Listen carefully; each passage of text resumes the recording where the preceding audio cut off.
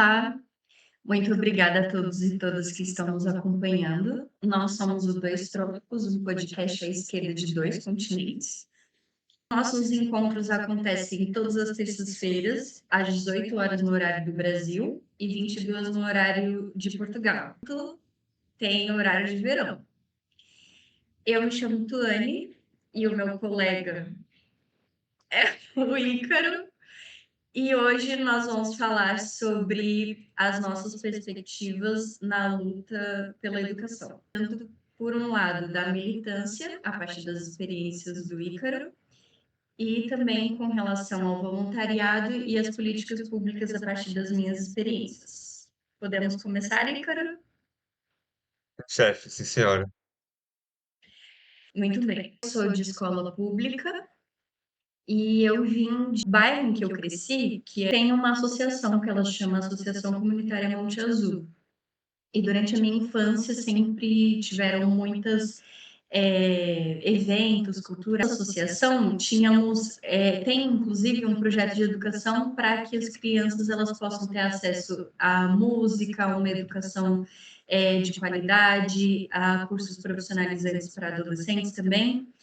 E a partir dessa experiência, em 2014, eu fui ser voluntária. Não? Então, depois que terminei o ensino médio em 2013, eu tinha muita vontade de fazer um trabalho voluntário antes de fato, entrar na universidade e ser inserida no mercado de trabalho. Como voluntária em uma creche e depois numa escola, Waldorf, né, que é dessa associação. E ela é bem voltada para as artes e para um desenvolvimento mais voltado assim de uma forma integral e que esteja associado à arte e à cultura principalmente. A ONG que foi fundada por uma alemã que ela se chama Ute Kriem, do voluntariado em educação, pensando numa educação integral de pessoas com deficiência. Então, eu fui para a Alemanha para atuar em uma instituição para adultos com deficiência. Então, eu ficava numa parte mais de cuidado, mas também educativo. Então, pensando numa integração dessas pessoas e no desenvolvimento delas a partir da arte e educação. Aprendi muito, tive uma oportunidade, né, de, como uma pessoa da periferia, poder, tão jovem, né, com 20 para 21 anos, viver em um país que como que eu posso dizer, tem um bem-estar social mais avançado, as políticas públicas. Eu digo no sentido de haver menos desigualdades e de que os serviços são implementados de uma forma mais com mais recursos, mais orçamento e talvez em alguns aspectos mais estruturados. Então foi muito enriquecedor. Quando eu voltei para o Brasil, eu passei na USP em gestão de políticas públicas, mas antes aqui no Brasil, né, enquanto eu ainda estava fazendo voluntariado, eu fiz 3 anos de cursinho, que foram cursinhos populares. Eu fiz 2 anos na FEA, que é a Faculdade de Administração e Economia e Contabilidade da USP, e também no cursinho do Ângulo, numa turma social. E foram experiências muito boas também, porque eu também não tinha condições de pagar um cursinho regular. Então, a partir disso, eu pude ter essa oportunidade, né, de me preparar. Pois bem, quando eu voltei para o Brasil, eu fiz o vestibular e passei pela FUVEST. E a partir disso também eu tive vários outros envolvimentos na educação. Então, eu fui voluntária também no cursinho da IASH, que era muito interessante, porque eu participava do departamento de projetos e um dos projetos era o meu preferido, ele consistia em a gente ir com frequência com os alunos que eles são, né? Eu estudei na IASH, que é o campus da Zona Leste.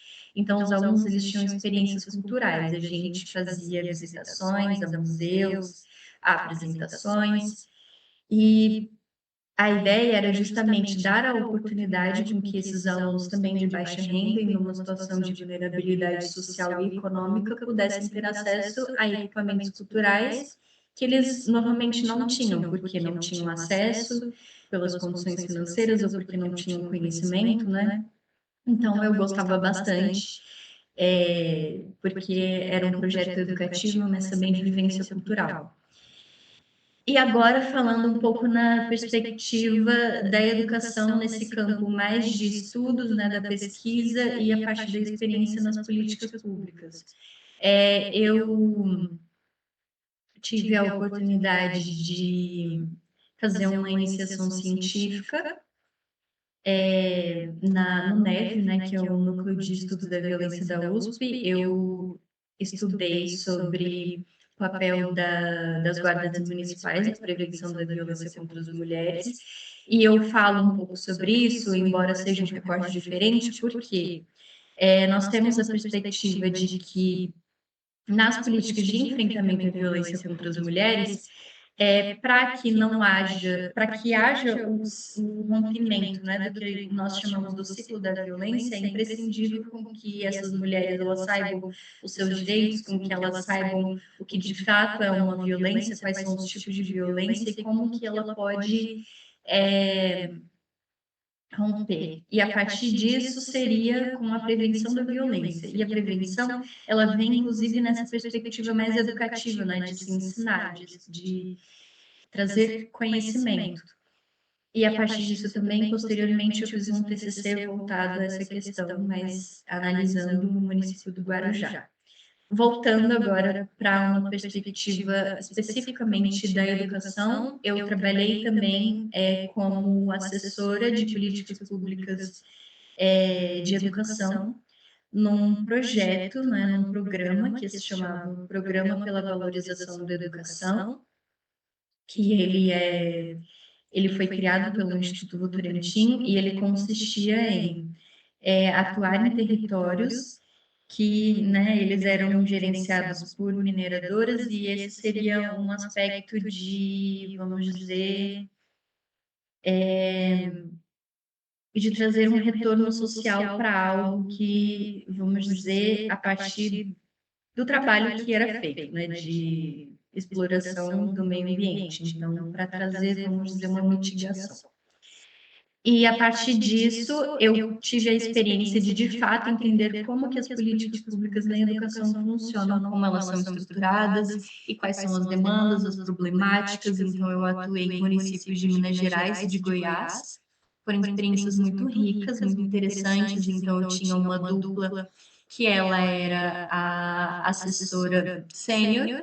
Então, ela era tinham duas, eu tive duas, né, assessoras. Então, elas tinham uma experiência mais de implementação das políticas públicas. Então, uma delas já tinha sido secretária de educação em um município daqui de São Paulo.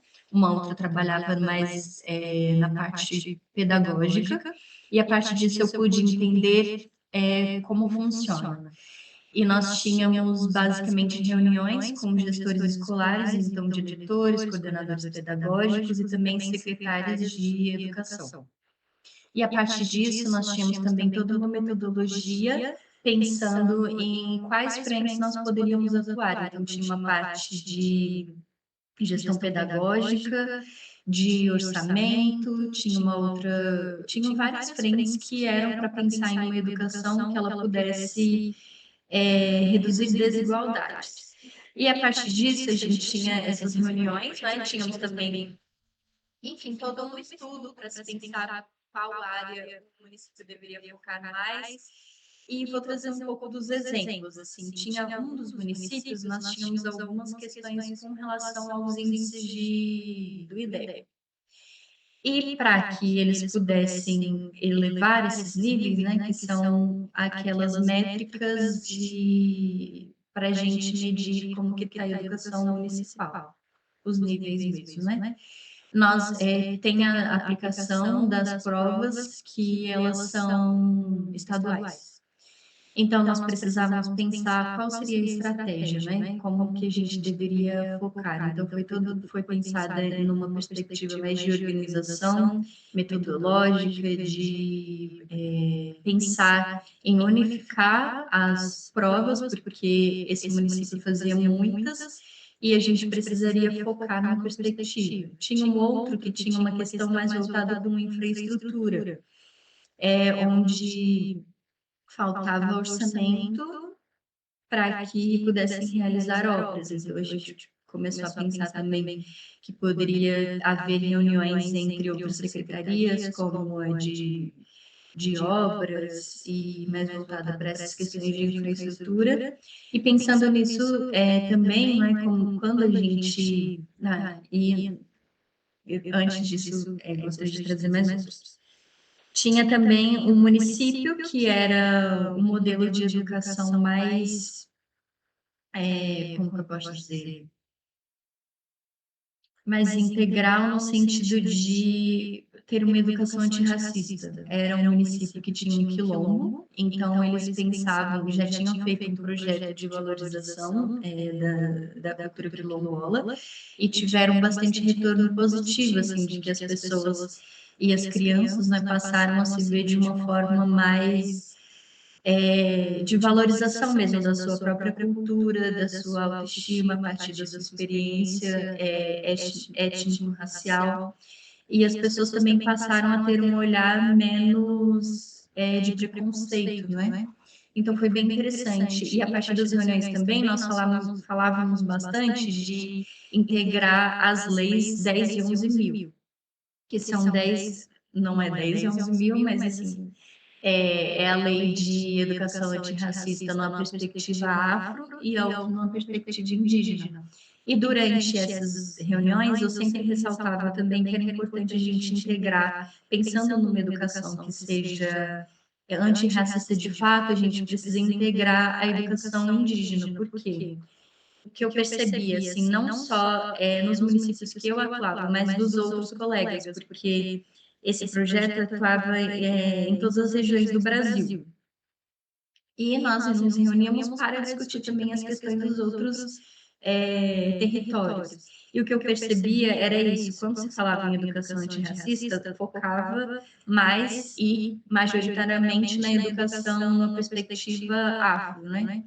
Isso excluía a perspectiva indígena, e isso só reforça a invisibilização dos povos indígenas, pensando que o Brasil é um país indígena.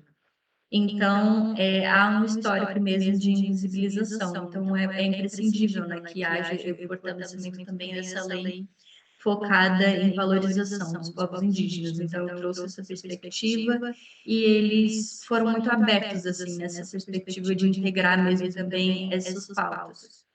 Foi bem interessante.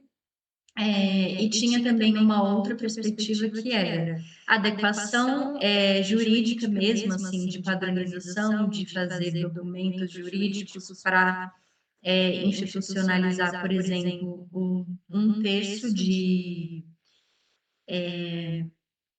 como que eu posso dizer, de preparação continuada, não é bem esse nome, mas a parcela de tempo que os professores eles devem se preparar sem que seja, na verdade, sem que isso tome as suas cargas de horário normal, né? Para que eles não sejam sobrecarregados. E em um município não estava sendo efetivada de fato. Então, a gente recomendou com que tivesse essa adequação legal e que ocorresse de fato, porque as pessoas elas só sabiam que deveriam, os professores eles sabiam que deveriam reservar esse tempo, mas eles ficavam basicamente em casa, cuidando de outras coisas, senão pensando nessa perspectiva mesmo de desenvolvimento, né, contínuo. Então, o município também pensou em como eles poderiam atuar frente a isso, então pensando em temas que poderiam ser relevantes para preparar esses professores. Então, foi uma experiência muito interessante, porque eu tinha uma experiência de educação pensando mais nesse lado do trabalho voluntário e mais a partir das minhas experiências como uma pessoa que veio de escolas públicas, né, durante toda a sua experiência de vida. Então, eu sabia como que eram as problemáticas da escola pública, né, de infraestrutura, de falta de professores, de desvalorização também desses docentes que trabalham muito exaustivamente, que não são muito bem reconhecidos e valorizados, infelizmente.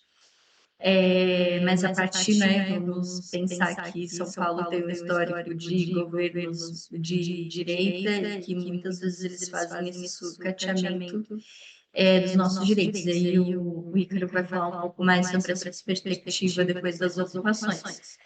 Então, eu sabia nessa perspectiva de usuária de uma política pública, mas não a partir de uma pessoa agente de políticas públicas mesmo, quais eram as complexidades, muitas vezes tinham questões que elas deveriam ser feitas, mas elas não ocorriam por quê? Muitas vezes por uma questão política, por uma questão de governança. Então, é complicado que nas políticas públicas, muitas vezes, há um problema e ele não é solucionado por uma questão de embate político mesmo. Então, seja uma resistência, seja uma polarização, e isso acaba que prejudica, não é tanto os usuários quanto os professores, os docentes, as pessoas que estão atuando nessa política pública de fato. Muitas vezes também tem principalmente uma perspectiva de falta de orçamento público, e durante o meu curso de graduação, né, de gestão de políticas públicas, nós ouvimos sucessivamente de que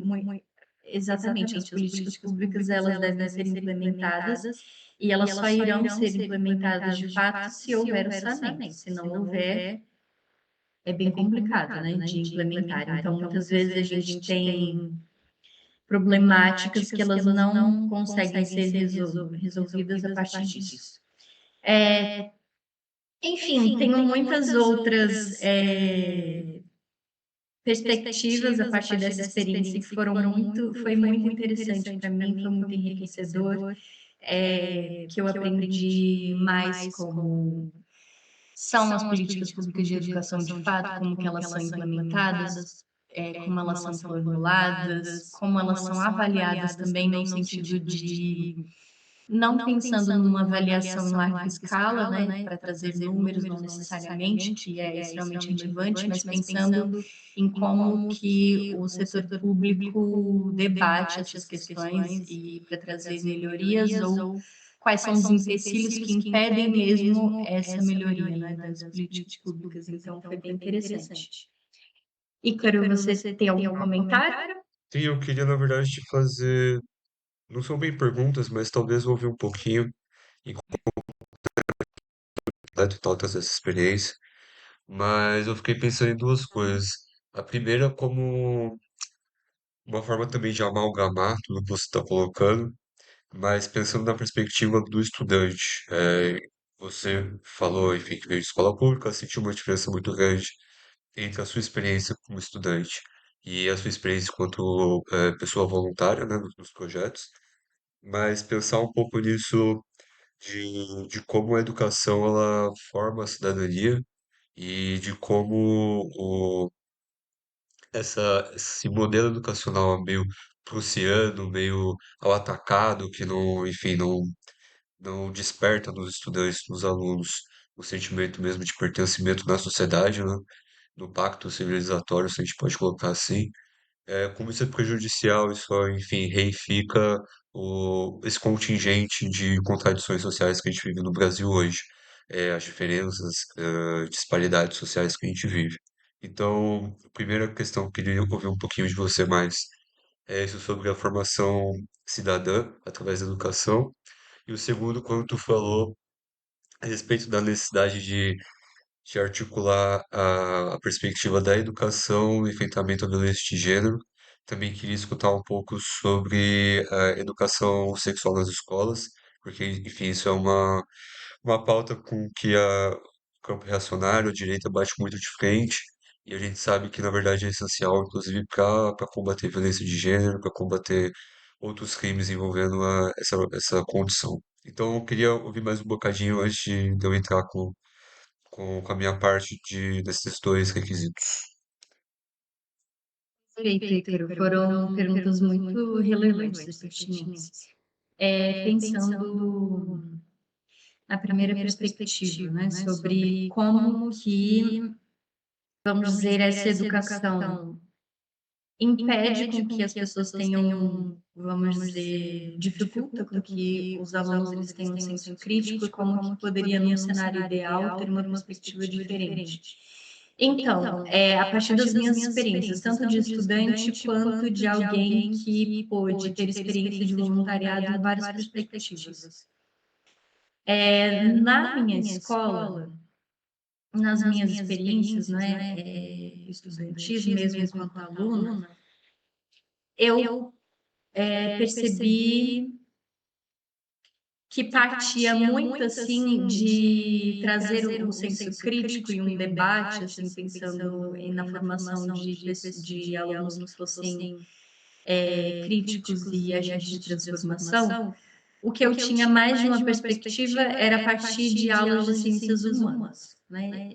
Mas era muito a partir de perspectiva de professores que eles estavam comprometidos com essas pautas. Não eram, por exemplo, projetos consistentes da escola.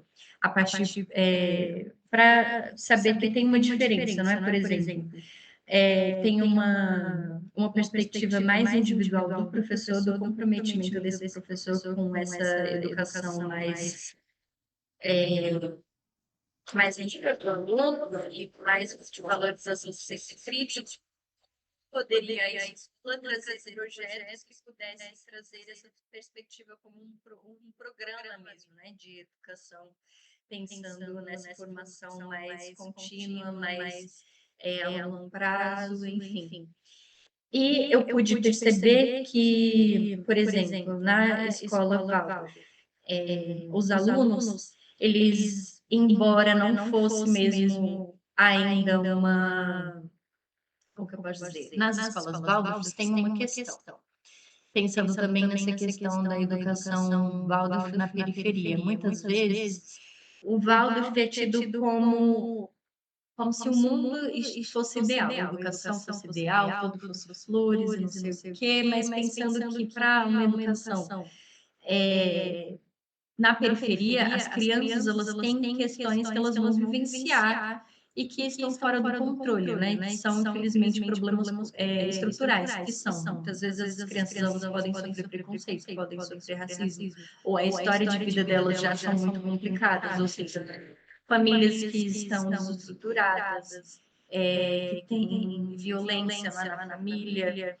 Então, eu sinto que tinha esse lado de trazer um pouco sobre a história do Brasil, das nossas questões culturais, trazer perspectiva de histórias de povos indígenas, africanos também, mas e tinha também essa questão de que nessas escolas, nessa escola que eu fui voluntária, toda semana tinha uma reunião de professores e com frequência eles debatiam o caso de uma criança que ela era tida como.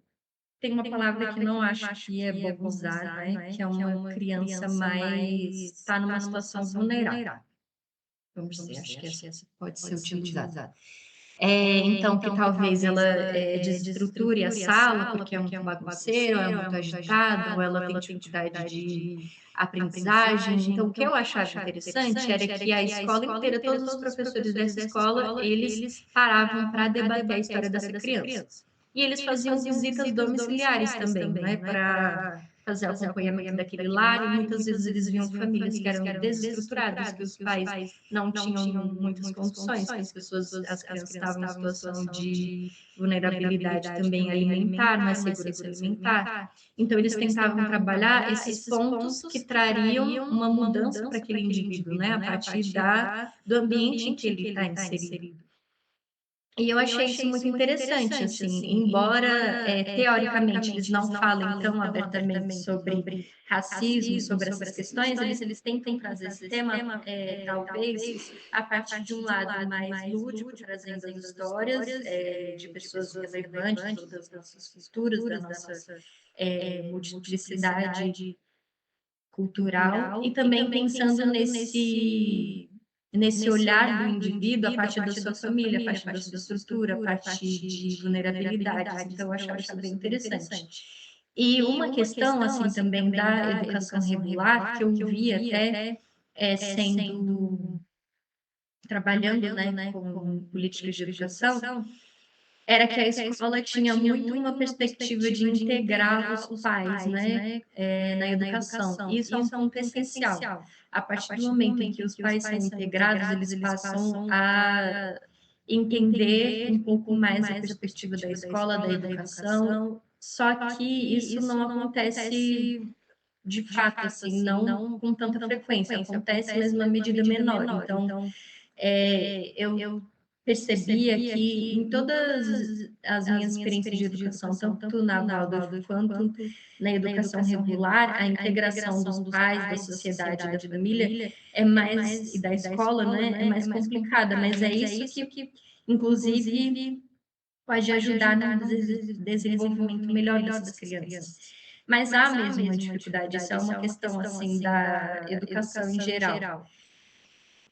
Então, mais isso, assim. Então, pensando que numa educação, ela pode trazer esse olhar mais educativo e cidadão quando se trabalha com os pais, com os alunos, com a escola, e pensando a escola como um agente que entende esse aluno numa perspectiva integral, então pensando nas suas vulnerabilidades, né, como indivíduo, como uma criança que está num lar desestruturado, com muitas vezes um pai ausente ou que vivencia ou presencia violência contra eles, contra as crianças, contra as mães, pais que estão, às vezes, enfim, em situações de vulnerabilidade, isso afeta as crianças, né? Agora, eu também não falei, mas eu participei de um curso que ele era de uma ONG, que se chama Plan International Brasil, que era voltado para uma educação de gênero voltada para meninas. Tinha dois lados. Aí eu já vou entrar nessa questão da prevenção da violência contra as mulheres, né, que seria a sua segunda pergunta, e pensando na educação sexual também. Um dos projetos que eu participei na Plan, os dois eram educativos. Um era mais voltado para adolescentes, então eu tinha uma dupla, Nós trabalhávamos com 10 oficinas e eram meninas de 15 a 18 anos. Então, nós tínhamos temas que já eram a ONG já tinha estabelecido, a gente fazia temas em geral. Então, era uma perspectiva de direitos das mulheres, de participação política, de políticas públicas. Então, era bem interessante. E em dessas reuniões, né, em um desses capítulos, vamos dizer, eu propus um jogo para as meninas. Era uma dinâmica, assim, de que a gente trabalharia com elas sobre a perspectiva dos três poderes, elas aprenderiam qual que é a diferença dos três poderes e quais eram as atribuições deles também, né? Pensando nos três poderes, né? Executivo, legislativo e judiciário, e também pensando na organização política, a partir de, por exemplo, quais seriam os responsáveis por elaborar leis, por implementar, enfim. E depois a ideia era que elas se reunissem, um grupo, uma parte do grupo ia pensar, elas iam ficar com três temas, elas escolheriam. E elas iriam pensar, por um lado, como quem eram elas eram as eleitoras ou as que seriam elegidas. Então, por exemplo, um grupo pensou em educação, segurança, né, das mulheres, então, enfrentamento à violência e transporte. E aí, uma delas falaria sobre os problemas que elas viam, né, na sua cidade, no seu bairro, e era bem interessante porque eram meninos de várias partes do Brasil, então cada uma trazia a sua perspectiva e elas percebiam que haviam problemas em comum, claramente, né, mesmo que as regiões fossem diferentes. E as outras trariam soluções. E eu lembro, assim, que eu fiquei muito emocionada porque eu entrei numa sala que era do MITS, né? Enfim, era por videochamada. Eu cheguei numa sala e elas estavam discutindo sobre a Lei Maria da Penha. E eu achei muito interessante que elas falavam que uma delas falou assim, no meu município, no meu estado, tem um problema muito grande de violência contra as mulheres. Aí ela falava como que o poder público poderia atuar para enfrentar e para orientar essas mulheres a denunciarem, a acessarem as políticas públicas. E eu fiquei assim muito orgulhosa, porque a gente já tinha debatido um pouco sobre isso e agora elas já tinham essa capacidade de ter um senso crítico, sabe? De tanto a parte de como o Estado pode garantir os seus direitos e como as mulheres podem acessar essas políticas públicas, né? Então, e como que seria possível enfrentar esse problema. Então, foi muito enriquecedor. E eu penso isso, assim, que as escolas, elas devem trazer esses debates pensando num senso de comunidade mesmo, de desenvolvimento do indivíduo, mas também pensando num senso de comunidade, de desenvolvimento da cidadania e também numa perspectiva de agentes de transformação também. E como que os alunos eles podem passar de meramente alunos que estão ali aprendendo as matérias para agentes de transformação a partir do momento em que o seu senso crítico é desenvolvido?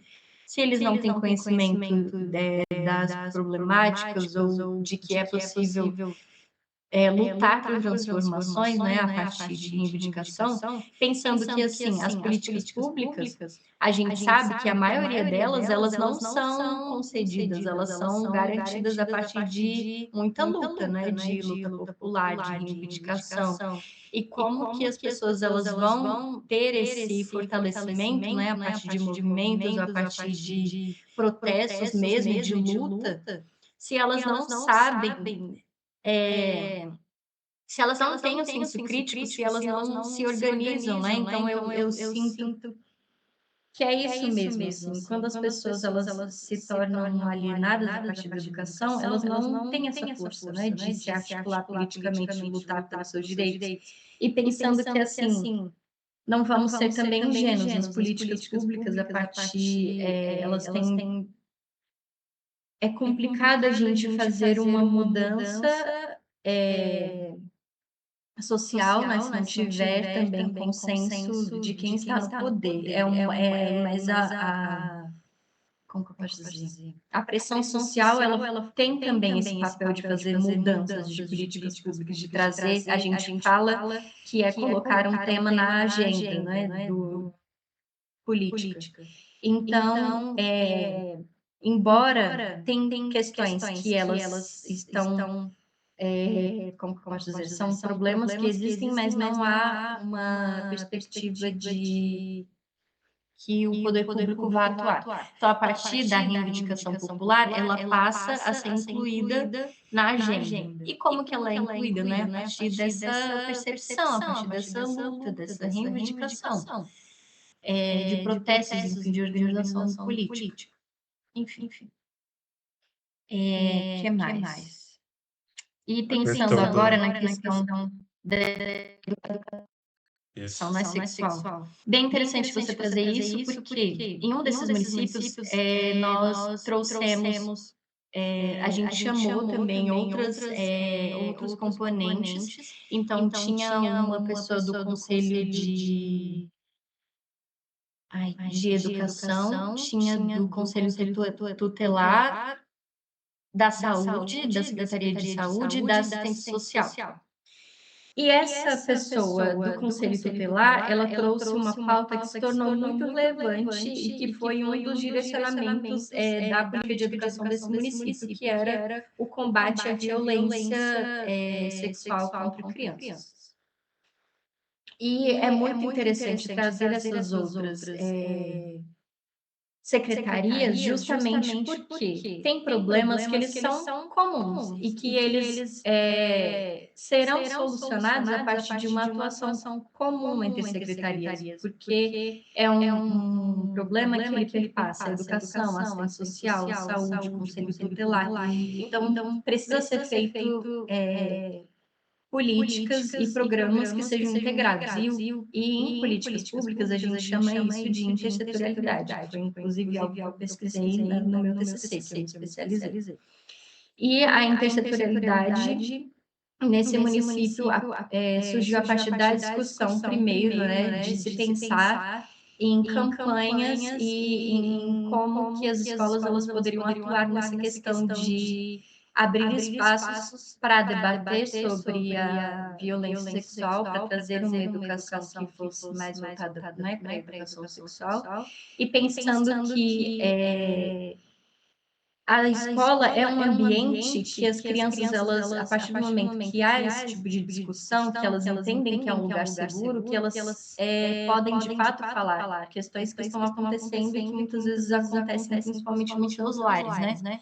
A questão da violência sexual acontece principalmente nos lares. Então, se as crianças não têm um ambiente seguro para falar, ou elas não sabem que aquilo é de fato uma violência, elas não têm condições, né, de pedir ajuda, de sair da situação, de que o o agressor,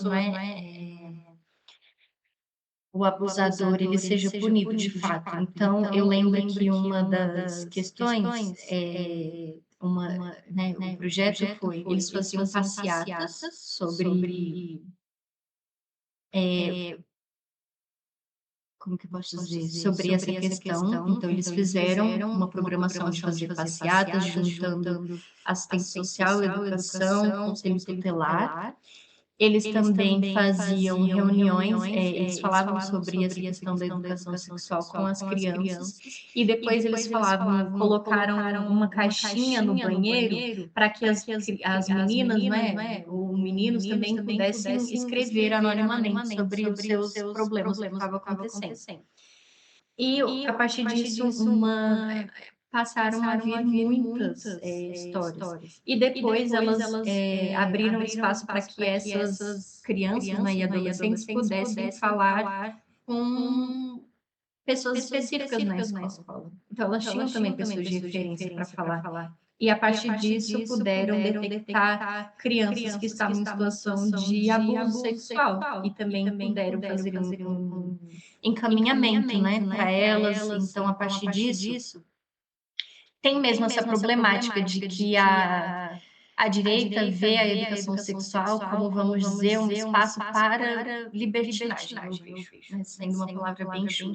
Mas, pelo contrário, a educação sexual nas escolas, ela acontece principalmente para prevenir e para orientar as crianças contra o abuso sexual. Então, muitas vezes, essa criança ela não sabe que aquele tipo de contato, de passar a mão, de falar coisas absurdas ou, enfim, de obrigá-las a fazer coisas com um adulto, ou seja, ou com adolescentes, aquilo se trata, não é carinho, pelo contrário, é uma violência, e o desconforto dela é um indício de que ela está sendo abusada. Então, a escola tem esse papel mesmo, né, de prevenir, de combater. E a partir disso, as crianças elas podem ter o acesso a essas políticas, seja na assistência social, ou seja na saúde, a partir de acompanhamento psicológico, acompanhamento de saúde, encaminhamento, né, com denúncias do agressor, afastamento do lar, prisões, né, de fato. Então, é isso, a escola tem esse papel mesmo de prevenir, de combater. Mas, espero que eu tenha conseguido responder sua pergunta. Satisfeito? Ou Sim, você quer sim. acrescentar mais alguma coisa? Não, acho que é mesmo isso. Acho que é o link entre as duas coisas que eu te fiz, né? As duas questões que eu coloquei. A educação tem esse papel mesmo de formar, e às vezes a gente esquece um pouco disso, né? De formar no sentido mais amplo da palavra. E formar não só para a cidadania, mas para formar enquanto um ser ativo no mundo e que vai, enfim, identificar também quais são os problemas do mundo, aprender a se organizar para combatê-los, aprender a participar da sociedade de uma maneira também produtiva, não só pensando no mercado de trabalho, mas pensando enquanto ser pensante, né?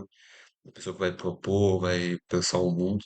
Então, é mesmo curioso e essencial que a gente fortifique essa proximidade da educação enquanto parâmetro de realização das nossas vidas. Então, trazer a educação para mais próximo daquilo que é a realidade de cada um, de cada local, fazer com que a educação também seja esse espaço em que a gente vai aprender a denunciar, porque você está colocando isso das questões da violência sexual no âmbito escolar, ou seja, são para crianças e adolescentes, mas a partir do momento que a gente também aprende, que a gente tem contato com essa discussão, mesmo que não esteja acontecendo naquele momento, mas tu vai ter um relacionamento 30 anos depois, que é um relacionamento abusivo, você já tem aquele background, né?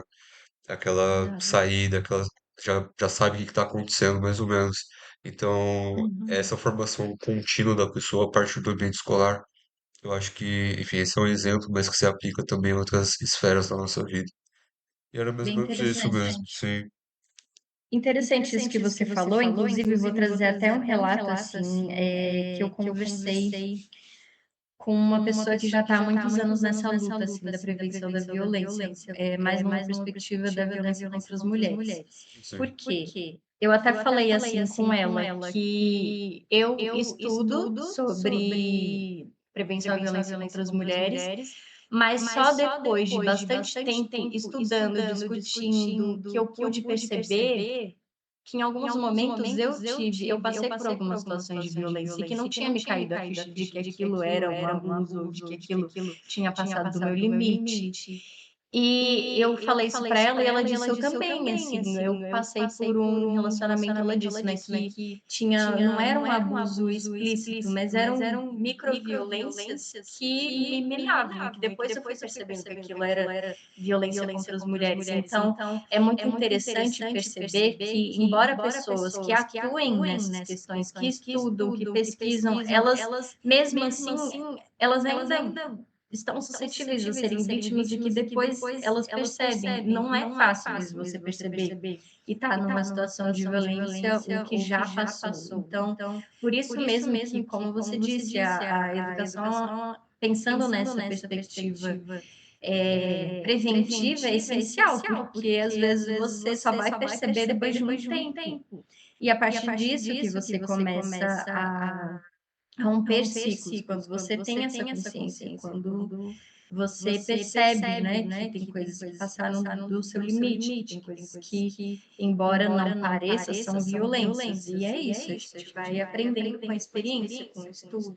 Por isso é imprescindível sempre tocar na mesma tecla dessa educação. E nunca é o suficiente, assim, no sentido de que eu estudo sobre isso, eu trabalho, não vou aprender mais. Pelo contrário, a gente tem que estar em constante aprendizado. E é isso mesmo.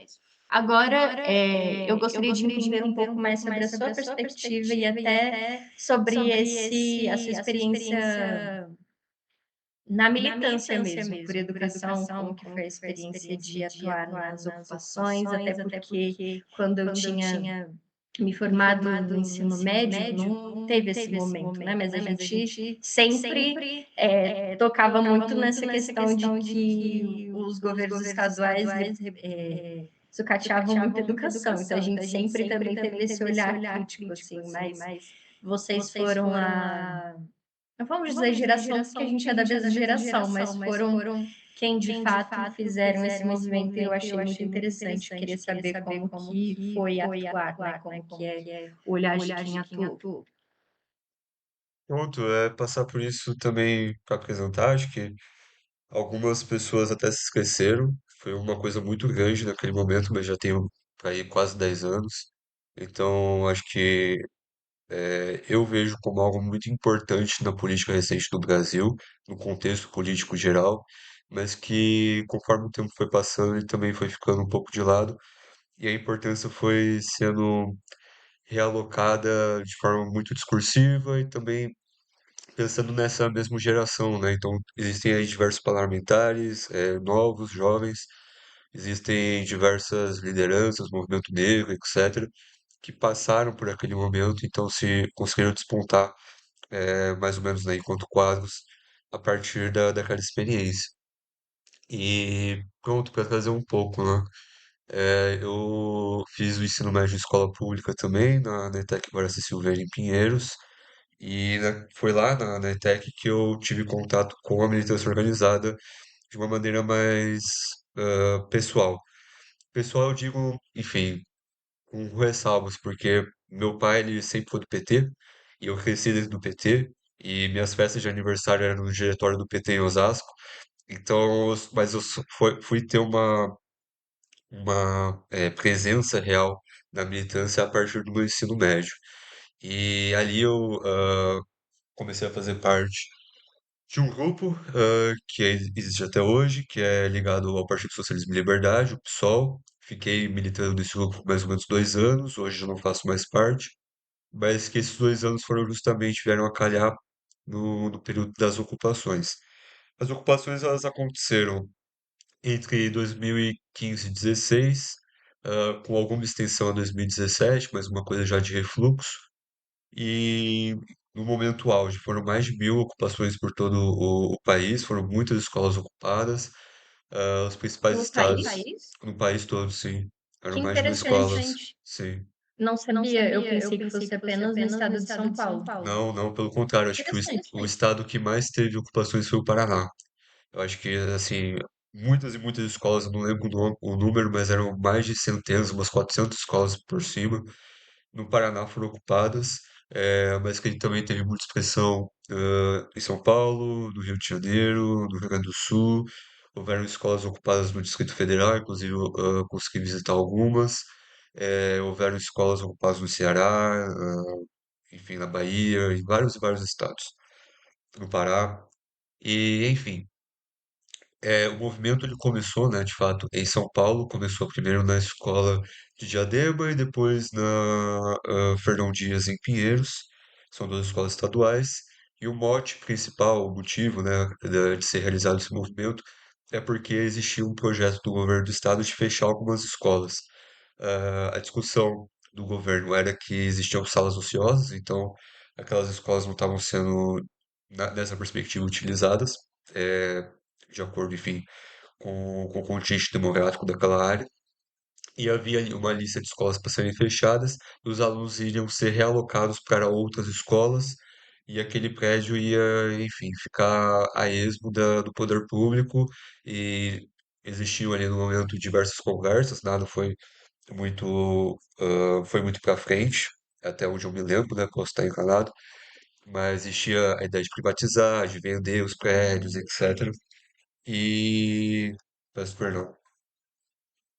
E, e daí, naquele momento, a partir dessa tentativa de serem fechadas as escolas, organizou-se uma, um contraponto a partir das ocupações. Elas aconteceram de maneira muito espontânea, muito autônoma, foi todo mundo meio pego de surpresa, principalmente quem já estava organizado. Minha primeira experiência enquanto militante não foi nas ocupações, eu já estava na militância anteriormente. É, Meu primeiro contato foi inclusive no congresso da UBS, não, no congresso da Uni, perdão, de 2015, que é a União Nacional dos Estudantes, mas esse congresso ele abarca principalmente o ensino superior, né? Ensino superior e técnico. E daí, durante esse congresso, tive ali meu primeiro contato, mas as ocupações vieram depois. E a partir disso, a partir dessas primeiras ocupações, elas foram pipocando, elas foram acontecendo de maneira também muito autônoma. Os estudantes, às vezes, com influência dos coletivos, dos partidos e do sindicato da POSP, ajudou muito com insumos, etc., mandando comida, etc., para as ocupações, porque a rotina era mesmo muito autogestionada.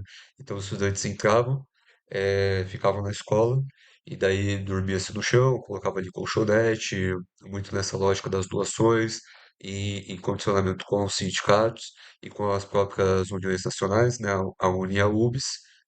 Ah, e também a gente fazia toda a comida, a gente passava a viver na, na escola, né? E gestionava a escala de tarefas, a divisão de tarefas de maneira também muito direta, muito democrática, com assembleias diárias. Enfim, cada ocupação tinha o seu ritmo, o seu jeito de funcionar, mas eu fiquei em algumas de maneira mais localizada. Fiquei por bastante tempo na ocupação do Gavião Peixoto e no bairro de Perus, porque era uma ocupação em que o grupo que eu fazia parte tinha alguns militantes.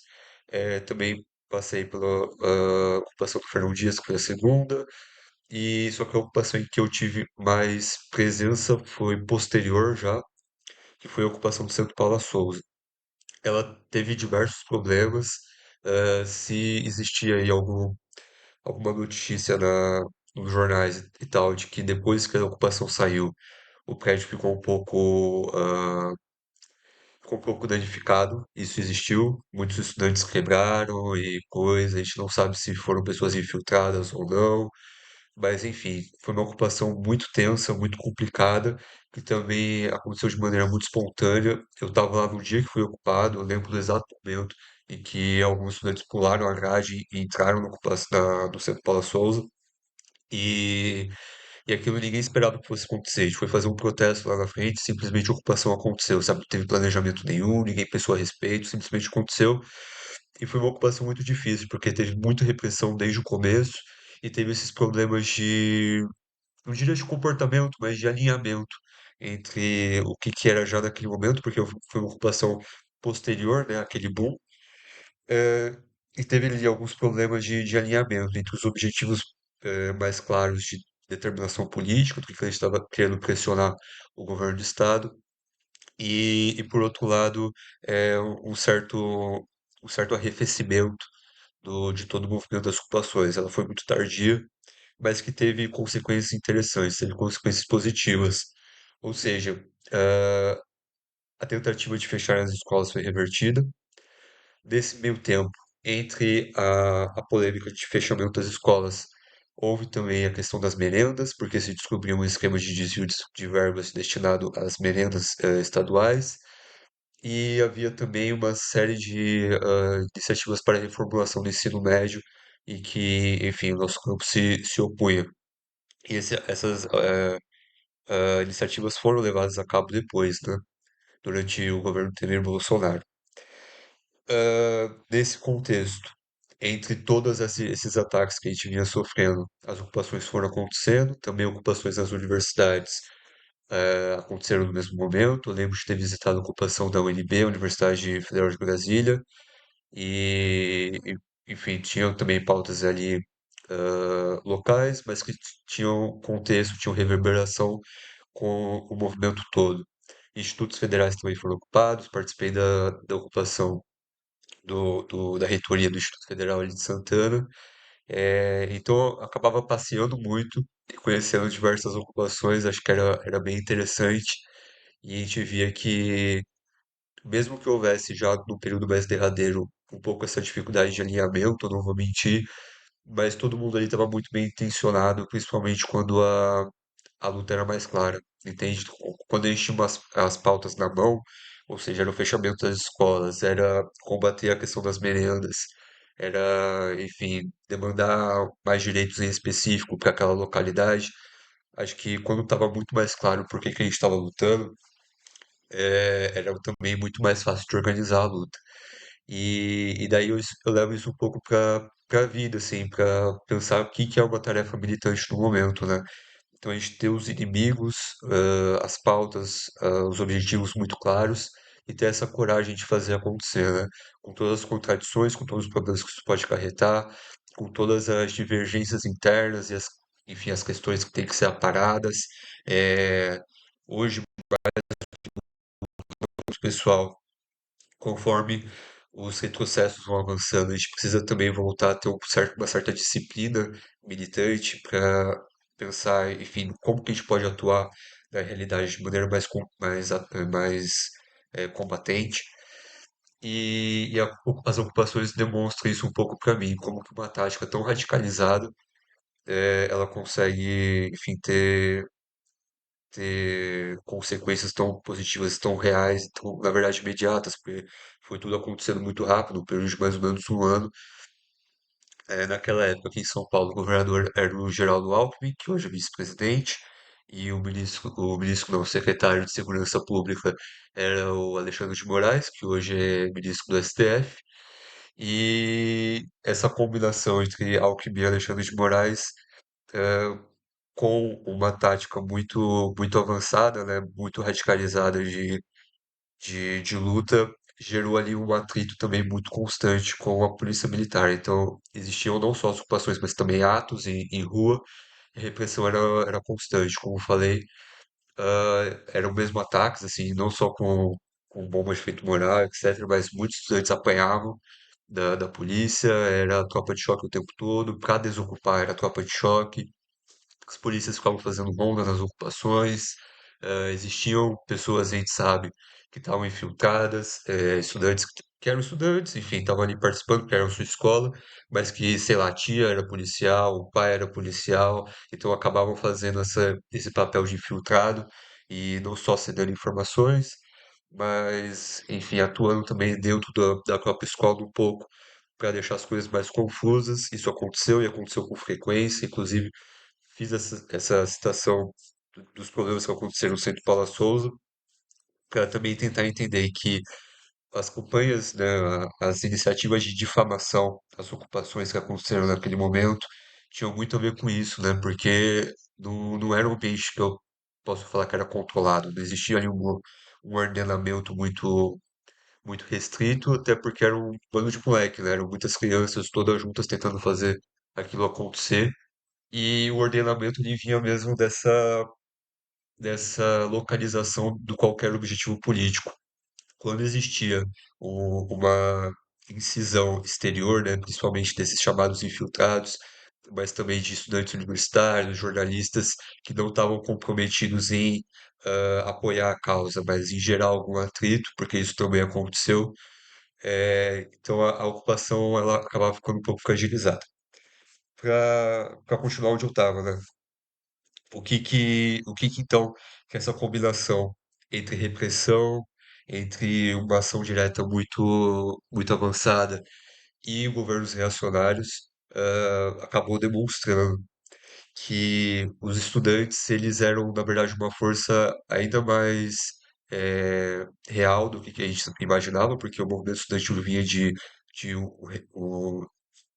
do momento de ser refreado, ou seja, as instituições representativas estavam muito enrijecidas, ainda são mais ou menos, mas a própria militância durante as ocupações dá uma guinada no ciclo novamente, entende? Então ela abre, na minha perspectiva, um período histórico, que é o período histórico que a gente vive hoje, e que vai ser ali o contraponto com o junho de 2013. Enquanto o junho de 2013 foi aquela explosão e que, enfim, tem a sua importância, com certeza é importante que a gente lembre, porque mostra que é possível fazer movimento de massa, caso haja a vontade de fato de fazê-lo, e haja também a linha política certa.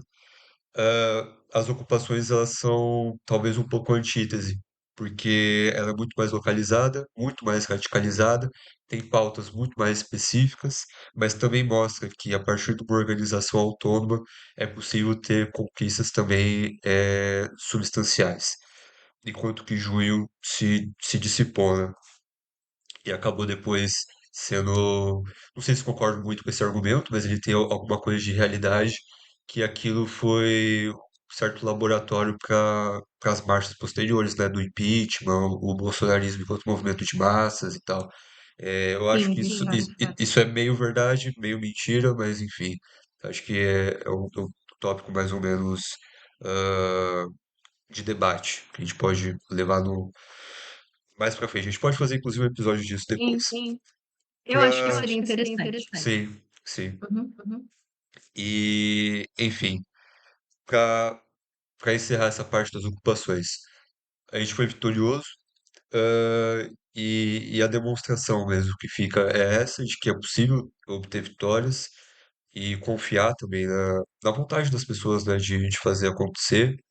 E também da capacidade organizativa, seja autônoma, seja conciliada com organismos que já existem, porque se a gente não dá o tom, se a gente não faz com que a engrenagem da luta, da militância gire, e a gente não tenha posições de fato ativas, se a gente não disputa a consciência, se a gente não força o debate, com todas as contradições novamente que isso pode ter, a gente só vai perdendo espaço, né? Então tem essa lógica que a gente que a gente começou a apresentar de uns tempos para cá também numa autocrítica, que a conciliação com a direita, ela nunca mais é para que a direita seja a esquerda, mas sim para que a esquerda seja mais a direita. Então isso não pode se deixar acontecer, né?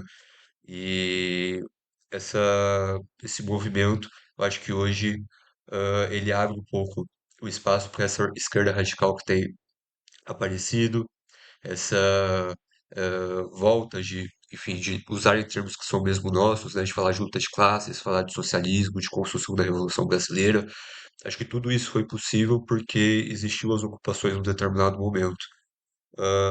Do ponto de vista mais individual, para mim foi um período muito enriquecedor. Acho que aprendi muito, foi muito intenso, foi muito cansativo. Repressão não é uma coisa fácil, simples de ser, enfim, abordada. Eu ia para as delegacias o tempo todo, toda semana estava na delegacia. Não para, eu nunca cheguei a ser detido, mas eu sempre estava lá para, enfim, ajudar os companheiros que estavam detidos e também para fazer a denúncia, né? E era spray de pimenta o tempo todo, era bomba de efeito moral, bala de borracha o tempo todo. E isso aí não só naquele momento assusta, mas também vai te calejando um pouco, né? Pra ir aprendendo a levar essas coisas sem medo e perceber que sem organização a gente não tem nada, mas com organização a gente consegue ser ainda mais forte do que esses aparelhos repressivos, do Estado. Pronto, acho que das ocupações é um pouco isso. Fazer também essa ponte, você estava apurando aqui antes da gente começar a gravar, de uma ocupação que está acontecendo agora, né, na nossa gloriosa Universidade de São Paulo. Nesse momento que a gente está gravando, os estudantes eles estão ocupados na reitoria. E, enfim, fala um pouquinho do que tu leu. Vou falar, mas depois eu gostaria de fazer algumas perguntas. Sim, senhora. Então, com relação à greve que tem ocorrido, né, na Universidade de São Paulo, ela acontece desde 14 de abril, mais ou menos, e ela surgiu como uma pauta tanto numa perspectiva, né, de direitos dos funcionários, que não fossem os docentes, assim como a reivindicação de permanência na universidade, ou seja, muitos alunos eles vêm de uma realidade mesmo de vulnerabilidade social e econômica, e para que eles mantenham os seus estudos, uma condição mais favorável, né, para estar na universidade, eles precisam ter acesso a políticas mesmo de permanência. E há uma luta constante, na verdade, desde que há muitos anos, desde que eu entrei, e isso perpassa por muitas gerações, de como que eu posso dizer? De atualização do PAP, que é o nosso Programa de Apoio de Permanência e Formação Estudantil. Então, ele varia entre 330 a 885 reais. Então, a partir do PAP, né, os alunos eles têm acesso ao bandejão gratuitamente quando eles têm esse recurso. Eles também podem ter um auxílio livro, podem ter direito à moradia estudantil, né, no CRUSP, ou uma parte desse valor é designada para que eles possam arcar com custos de aluguel. Mas é uma parte muito pequena pensando na realidade de São Paulo, em que os aluguéis são caríssimos, são a partir de R$ 1.000 para cima. Então, por exemplo, no meu campus da IASH, nós não temos moradias estudantis justamente porque o nosso solo ele é contaminado. Não sei se você sabe disso. Você sabe? Sim, sei. Pois é. Então, nós temos um auxílio que seria mais voltado, um pouco maior voltado para essa questão da moradia. E além disso, também há uma reivindicação de condições dos nossos restaurantes universitários, né? O RU, justamente porque o RU passa por muitas questões de infraestrutura, há problemas recorrentes até de questões mais relacionadas à vigilância sanitária. Então, é uma questão de que a universidade precisa atuar justamente para garantir a permanência desses alunos, que eles são, não basta, por exemplo, colocar os alunos a partir de cotas, sendo que eles não têm a possibilidade de permanecer. Por exemplo, vou dar um exemplo pessoal. Eu vim do Jardim Ângela, do Extremo Sul, e eu estudava no Extremo Sul, que era na Zona Leste. Eu demorava 3 horas para ir, 3 para voltar na universidade. No primeiro ano, era muito puxado. Eu, inclusive, tive um problema de saúde a partir disso. Então, no primeiro ano, eu não consegui auxílio, eu não sei por quê, mesmo mandando todos os documentos, né, mostrando a minha situação. E aí eu só consegui a partir do segundo ano, quando eu fui mais incisiva e falei, olha, eu moro lá no extremo sul. Venho para cá, demoro 3 horas para ir para voltar. Tive um problema significativo na minha saúde justamente por causa dessa distância. Então, a partir disso, inclusive, eu pude morar mais perto da universidade. Então, se a universidade não atualiza essas políticas mesmo de permanência, esses alunos que eles moram longe ou que eles têm uma situação de, muitas vezes, tem gente que está em insegurança alimentar mesmo, já soube de muitos casos. Se eles não têm acesso a essas políticas que são para eles mesmo, ou que não são atualizadas, eles precisam eles acabam invadindo, né? Tendo uma evasão na universidade. Então, é bem complicado a situação, mas enfim. Então, temos esse cenário. Quer falar alguma coisa com relação a essa... Não, acho que a greve é mesmo isso. Ela tem esse foco na permanência e agora os estudantes ocuparam a reitoria, até porque a reitoria, quer dizer, a reitoria é a instituição, né? Eles estão ocupados na reitoria prédio, mas a reitoria instituição, onde trabalha o reitor, eles decidiram parar com as negociações por fim da greve de maneira unilateral. Então, os estudantes reforçaram, né? Adotaram uma tática mais radicalizada para, enfim, forçar as pautas da greve. Acho que a USP também tem um sindicato de professores e funcionários que é bastante forte. Ah, felizmente também a gente vê que a classe da educação, né, em São Paulo em especial, na educação estadual, inclusive na universitária, é muito bem organizada. Então já tem, enfim, uma certa tradição de movimento sindical, de organização no estado. Isso é positivo, né? Acho que toda toda demonstração de força ela tem que vir nessa lógica da organização, até porque se a gente faz as coisas de maneira muito individualizada, elas vão perdendo sua capacidade de impacto e também acabam se perdendo na história, né? Mesmo que elas tenham um impacto não, mas uma consequência positiva. E não sei se quer falar mais alguma coisa. Ah, eu queria, na verdade, Eu fazer um gostaria. comentário. Eu quero fazer só um Uhum. comentário. Porque a gente estava falando disso de luta pela educação, né? Apresentei meio por cima essa experiência das ocupações e tudo. Também falei por cima da participação dos congressos das entidades nacionais. Fui para o congresso da UNE, da UBS e tudo. Mas eu também, nessa toalhada de ter participado como organizado num coletivo, eu também fiz parte ali do cursinho popular por um tempo. E não mais na parte da organização, para ajudar com a organização. E foi uma experiência também muito enriquecedora. O cursinho que eu ajudava era no Grajaú, então eu saía de Osasco e ia pro Grajaú. E também era meio longinho, apesar de ser uma linha só da CPTM. Mas eu acho que esses cursinhos, eles, enfim, existem em muitos locais, com formas diferentes, né? Alguns cursinhos populares são totalmente gratuitos, outros não, mas cobra-se ali um valor irrisório só para manter o funcionamento. Enfim, acho que são iniciativas que são muito interessantes, que vão de encontro com essa ah, localização da educação como algo primordial na formação de cidadãos, que vai de encontro com a necessidade de pessoas que vêm da baixa renda, pessoas que estão, por qualquer motivo, marginalizadas, ou seja, que não é essa classe média branca de São Paulo, que era geralmente, ainda é, mas era no período anterior, o demográfico mais expressivo da Universidade de São Paulo, por exemplo, e das universidades públicas, que as universidades não sejam só para eles, que as escolas de boa qualidade não sejam só para eles, mas que, enfim, toda a população possa ter acesso, né? Acho que nem todo mundo sabe, mas a USP ela é aberta, né? Você pode ir lá e visitar o Instituto de Física, ver como que funciona um reator, enfim, essas coisas você pode fazer como qualquer cidadão, porque a USP é uma universidade pública, então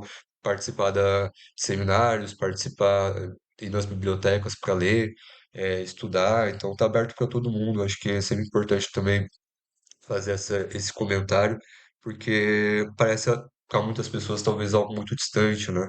A educação parece algo muito distante, a educação de qualidade, fazer ciência, estar em contato com a ciência, parece algo de outra realidade que não é para nossa classe, né? Não é para os trabalhadores, não é para o povo da periferia, etc. Não é para a região metropolitana de São Paulo. E, enfim, não, isso não é verdade, né? Não pode ser verdade.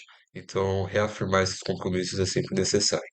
Mas deixo agora então para você fazer suas considerações e Uhum. encerrar. Dar tchau Tá para nossa bom. audiência. Na verdade, eu queria fazer algumas perguntas, Perguntas? mas Tá bom, é, pode fazer, pode fazer. eu queria saber, primeiro, se vocês em algum momento foram chamados para fazer uma articulação mais política, ou vamos dizer, se vocês foram escutados de fato pelo governo do estado, enfim, se foi algum representante em representar politicamente, se participaram de alguma reunião, ou se foi realmente mesmo pela pressão dos protestos, pelo movimento que estava sendo organizado, que vocês conseguiram as reivindicações que estavam lutando mesmo. E também gostaria de entender como que era essa organização política, assim, das ocupações. Você falou que elas foram feitas de uma forma muito orgânica, mas eu queria saber que vocês tinham reuniões frequentes, mas até para entender como que era feito de fato. Havia uma organização hierárquica ou vocês se organizavam de uma forma mais horizontal? Ok. Tá, primeiro tópico. Sim e não, porque existia a ida de estudantes, às vezes, para as assembleias legislativas, existiam eventos não, né, mas momentos em que a tribuna era aberta, para que os estudantes colocassem ali as suas reivindicações durante as sessões, em diversos casos, em diversos estados. Acho que ficou muito conhecido naquela época o discurso da Ana Júlia, que hoje é deputada estadual ou federal, não lembro, mas deputada pelo Paraná e pelo Partido dos Trabalhadores. E ela fez um discurso na Assembleia Paranaense que foi, enfim, muito compartilhado naquele momento, né? As pessoas lembram bastante. Então, houveram o que a gente pode chamar de delegações ah, de estudantes nesse contexto de contato com os parlamentares, os deputados estaduais, vereadores do nosso campo.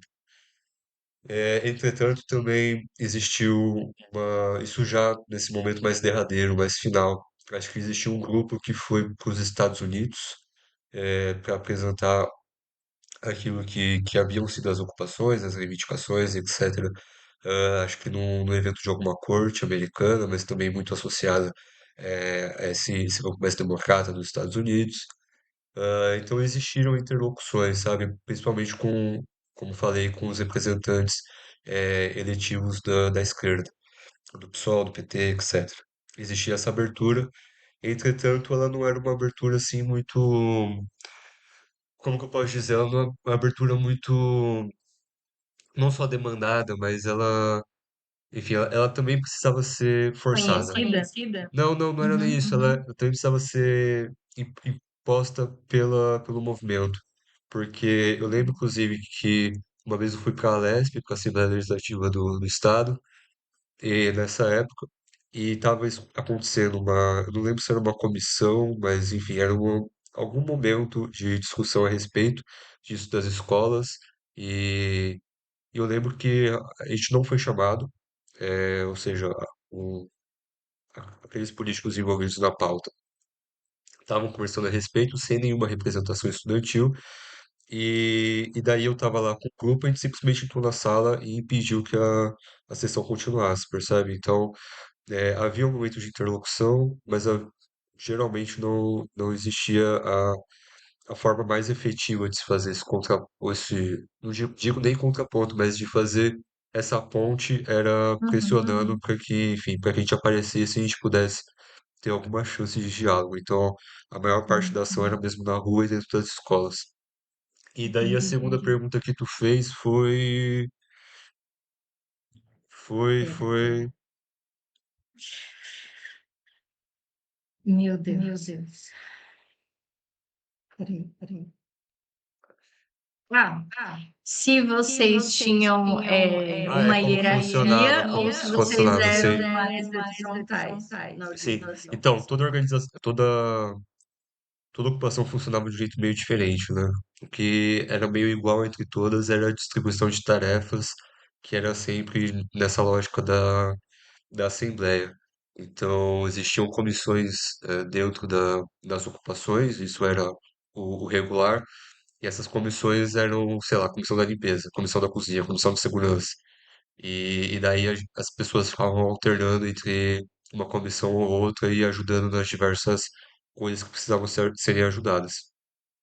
É, entretanto, naquele momento também, principalmente em São Paulo, eu não sei, para ser muito sincero, como que funcionou nos outros estados, mas aqui em São Paulo foi organizado um grupo muito informal, mas era um grupo chamado Comando de Ocupações, e que era representante de diversas escolas, mas também representantes de coletivos e representantes ah, do, de um coletivo que apareceu naquele momento muito específico, mas que era um grupo de estudantes autônomos e que tinha uma perspectiva autonomista mesmo, mais voltada para o anarquismo, e que, enfim, faziam ali uma certa vanguarda no período das ocupações. Eles se organizaram num grupo só e participavam dessa mesa, né, chamado de comando. Mas esse comando ele se reunia coisa de uma vez por mês, enfim, teve algumas reuniões. Eu cheguei a participar de algumas, como representante do meu coletivo, e que eu fazia parte no momento. E a intenção mesmo não era nem pensar assim, quais escolas vão ser ocupadas, ou quais iniciativas a gente vai ter, sabe, na semana que vem. Não era nem muito isso, porque isso pululava, isso aparecia, sabe, as próprias escolas faziam acontecer.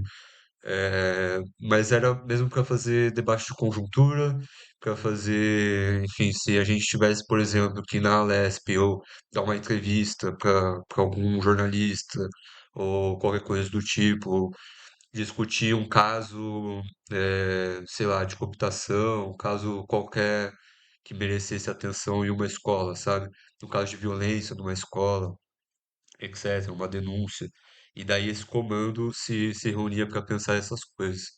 Mas também acabou se dissolvendo e não teve assim uma vida longa. Eu lembro também que, enfim, houveram chamados naquele momento para tentar entender, né, o que estava acontecendo com as ocupações. Então a gente sempre dava mesmo entrevistas para diversos jornais. Eu cheguei a falar com a Folha naquela época. Também fui chamado para participar e fazer uma fala, né, sobre um festival que a Anistia Internacional organizou no Rio de Janeiro. E foi mesmo um festival, assim, tinha música e tal, mas tinha uns stands de temáticos, né? E o dia de educação teve uma mesa sobre as ocupações, eu estava lá participando. Enfim, tinha esse contato com a mídia e com a discussão pública que era também interessante para trazer visibilidade. Mas naquele momento que estava acontecendo, né? Então, depois, acho que foi se perdendo um pouco esse foco no movimento estudantil, até porque o movimento estudantil ficou refreado durante o período Bolsonaro e agora está, enfim, se reorganizando, né? Mas, para, enfim, concluir sua pergunta, era sempre muito horizontal, sempre funcionava na lógica das assembleias. Se houvesse talvez alguma coisa muito fora da curva, era porque aquela escola em específico estava funcionando totalmente pela lógica de um único coletivo, ou seja, de um único partido, enfim, porque isso existia, os estudantes estavam organizados, faziam parte de partidos também, como era o meu caso, mas geralmente era misturado, sabe? Então, os estudantes da escola que eram independentes, os estudantes só estavam ali interessados, os estudantes que, enfim, achavam que aquilo era importante, junto com um ou dois que fazia parte de alguma coisa, mas houveram alguns casos raros de escolas em que um coletivo meio que mandava na escola. Não é uma boa imagem, assim, não é uma boa palavra, mas houveram casos raros em que, sei lá, um coletivo ligado ao PCdoB tem 10 militantes que fazem parte daquela escola e eles estão tocando ocupação, então a ocupação vai funcionar do jeito que eles estão falando. Isso não é um problema, sabe? É porque mesmo era uma condição ali, uma coisa empírica da própria escola, porque tinham pessoas à frente que estavam interessadas em fazer acontecer, e essas pessoas, enfim, faziam parte também de um contexto já direcionado. Mas isso não é um problema, é só porque, enfim, foge um pouco da curva daquilo que eram geralmente as ocupações. Respondi suas perguntas? Respondeu. Muito obrigada. Eu De achei muito nada. interessante essa conversa que nós tivemos, justamente porque nós viemos de realidades, não é, similares, de escola Sim. pública, enfim. Então, eu achei bem interessante que nós trouxemos tanto a perspectiva da luta da educação numa pauta mais de organização política, de militância, mas também a partir das políticas públicas. E só para finalizar, acho que você conseguiu exemplificar de uma forma bem prática como que a gente consegue incluir um, um assunto novo na agenda pública. Isso tem um nome bem específico, assim, nas políticas públicas, quando as agendas são abertas. Então, é exatamente isso, a partir de uma organização popular da luta, da reivindicação por direitos, e a partir de muita luta, né? Vocês tiveram muitos desafios de organização interna, de pessoas que estavam contrárias à pauta, de repressão policial, de não inclusão mesmo nas discussões políticas. Então, a luta por direitos acontece assim mesmo, a partir de muita luta, muita pressão. Então, é isso. Sim. Acho que quem tiver interesse de entender um pouco melhor do que foi aquele momento e tal, e pensar também um pouco a respeito de como que ele permanece, né, nessa formação de quadros, não digo nem memória, mas é algo que marcou, né, essa geração nossa de pessoas da militância política. Existem filmes, existem acho que pelo menos uns dois documentários a respeito, e também um livro que foi escrito, eu não vou lembrar o título, mas é fácil de você achar. Enfim, se tiver alguém escutando que tem interesse ainda por esse tópico, vale a pena dar uma pesquisada. Eu acho que eu inclusive apareço num desses documentários assim de relance, não lembro se eu dei alguma entrevista, mas enfim, já me falaram que me viram em algum lugar desses. E daí é isso, acho que são materiais que ficam para o posterior, mas que também ficam de registro de que a luta é não só necessária, mas também como possível, né? Às vezes a gente esquece que tem como fazer e que não é só discussão, discussão, discussão, mas a gente pode pegar de fato as coisas nas nossas mãos e fazer acontecer, né? Enfim, tô satisfeito com a nossa conversa de hoje. Não sei se quer colocar mais alguma coisa. Nos Eu despedimos de nossos gostaria, ouvintes. gostaria de convidá-los para nos ver todas as terças-feiras e participar do nosso debate. Muito obrigada. Que horas que são as lives, ô Tony? Às 18 horas do Brasil e às Exato. 22 de Portugal, Exatamente. Casos enquanto estiver desavisados.